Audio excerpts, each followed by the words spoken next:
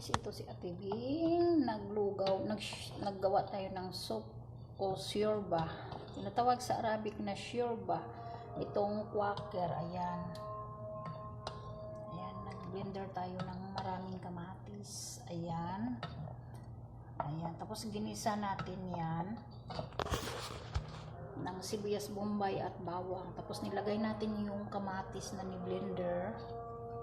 Tapos nilagyan natin ng buharat at kalahating magic sarap, yung magic.